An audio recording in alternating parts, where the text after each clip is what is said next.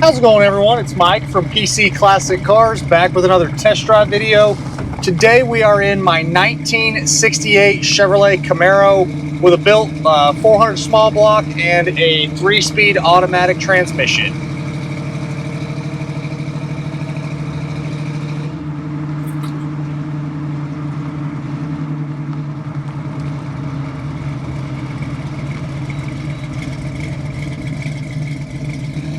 Alright, so again we have a 68 Chevrolet Camaro. This has a really well sorted and a strong performing 400.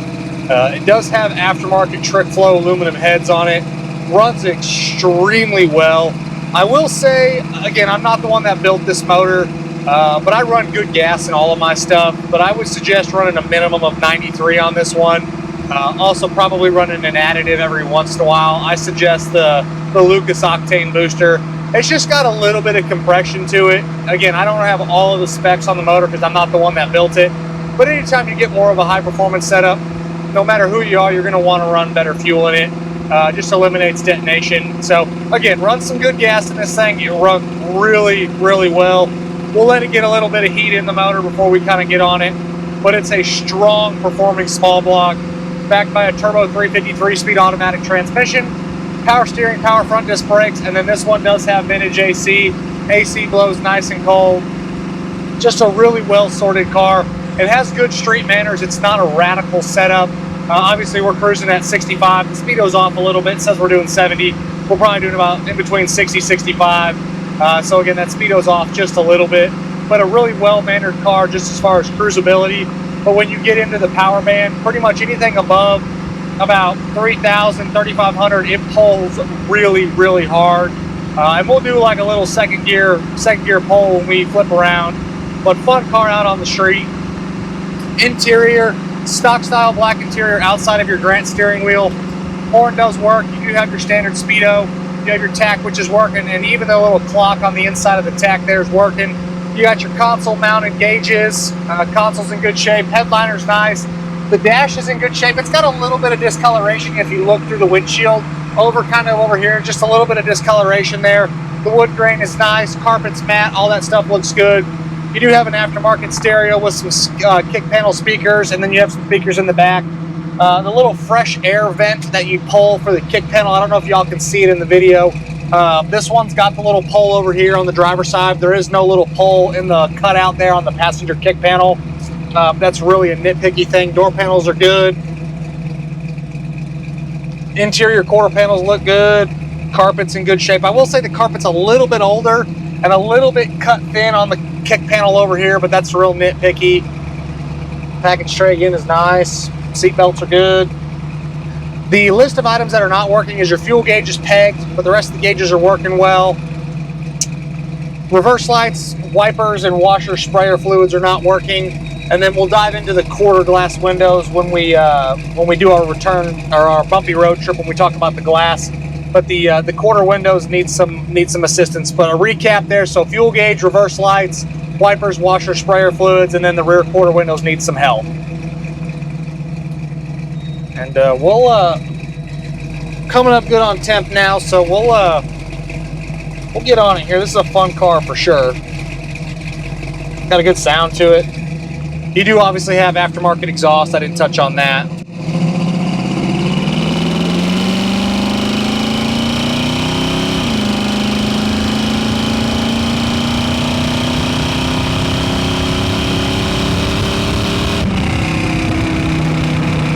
Definitely a fun car. We'll let it get back to a decent mile an hour here, and then we'll stomp on it one more time. Underside is real solid. It's had a rear quarter, a lower quarter. I believe it was the driver's side rear quarter was done. You can see the seam on the bottom where they did it, but the floors are excellent. Very, very nice and solid car. Inside the trunk looks good. Body's nice and solid. This was a color change on the exterior. This was originally a butternut yellow car. Changing it to black is nice. There are some little micro swirls in the paint. If someone did a professional ceramic coat or a paint correction, that would take a lot of that out. But I think the repaint is older on the car. It's got its nicks, it's got its little flaws. There's some like hazy spots on the deck lid right where it meets the wing, or the deck lid spoiler, not a wing, deck lid spoiler. There's a few spots there as well. But take a look at my additional information tab. It'll outline all of the flaws. Has nice 17-inch aftermarket wheels. And instead of me talking, we'll get on the throttle here, let it downshift, and let it pull pretty hard here above 3,000.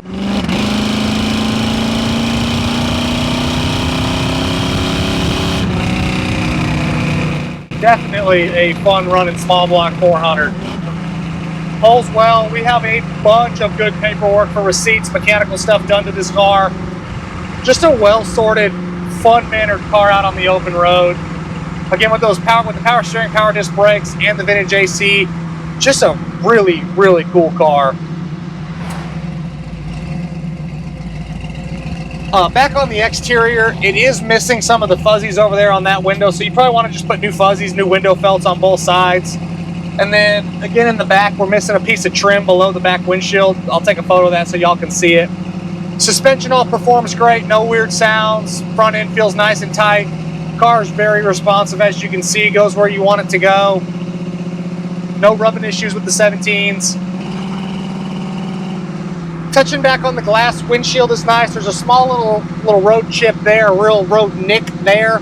Back glass looks good. Windows roll up and down like they should in the front. The quarter glasses will make it like halfway or 2/3 of the way down, and then it will need some assistance on the way back up, or it'll pop out of the channel. So most likely regulators on the inside of the quarter panels there for the quarter windows, but you're probably just rolling down the front windows anyway, so not really a huge deal.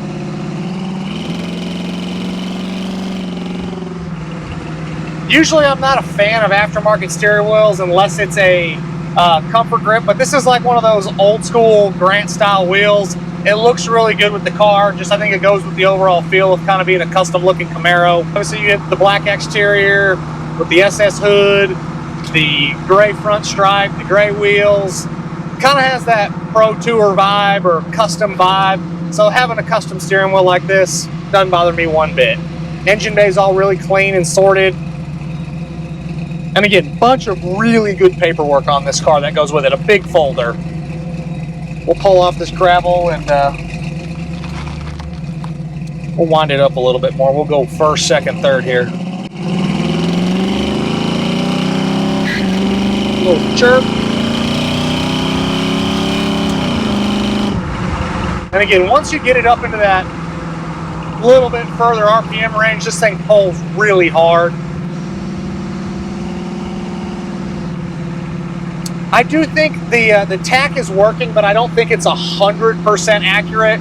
When I did my kind of second pull out there on the open road, when I downshifted on it, it said we were only doing about 2,800 RPMs, and we were definitely in it further than that. So the tack is working at lower RPMs, and it does go past it.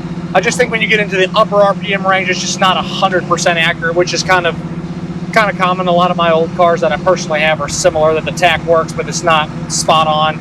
Obviously, if you switch to like an EFI system and you have your digital screen, that would be a little bit better because you have a more accurate reading. But again, kind of a nitpicky thing there. Overall, this is a really fun Camaro, very solid underneath. A lot of money in the driveline. That transmission shifts positive. Motor's really strong. Love the aluminum heads. Trick flow's good quality stuff. Already have the AC. A lot of the big ticket items that you're going to want to do outside of maybe adding EFI, but that carburetor set up well. Car performs out on the open road really nice. Fun Camaro.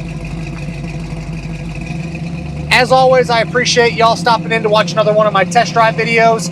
Make sure you check out the virtual description video along with my additional information tab. It's going to outline all of the photos of the imperfections. It's also going to have the information about what works and what doesn't work.